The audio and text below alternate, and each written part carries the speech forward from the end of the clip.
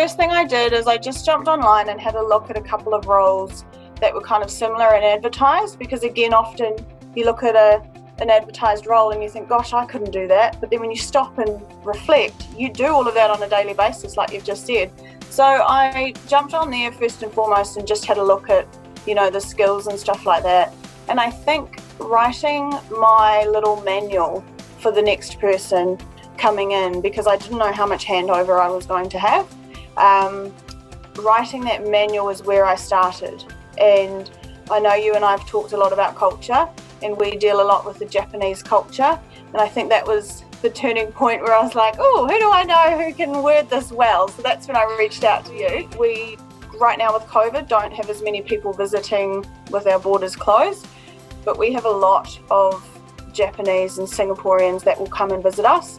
And that was the key part, because we actually had a visitor that week from Sydney. These are all the things that I need to add as well, like things that you say, you've worked with it for so many years that it's like painting your nails, right? You don't think about it, you just do it. And so trying to put all of that into words and into my little manual, and just that's probably how I all started it. Yeah. When you came and you sent me that text message about, how do I put this into words, and you also said, I realized that only about 20% of what I do is in here. Yeah. Right. Having gone through this process and recruiting again, I've just realized how important it is to make sure that you review it.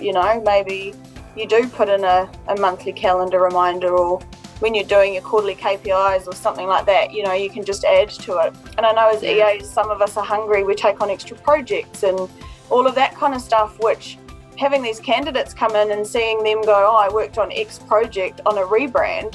Gosh, I never thought of that. We've just finished a rebrand. We acquired 2 companies last year, so we had to bring all of them on. We also had a rebrand this year in April, an event for 850 staff nationwide, 2 events actually, and COVID. And some companies don't go through this in 5 years. We went through all of it in the span of 9 months, you know what I mean? Yeah, keeping those skills current, but knowing when to do them. So having a process that's ready to go so that you can update that CV, because it's so important. Everything that you do now, it's not so much about the position, but it's skills based. Yeah.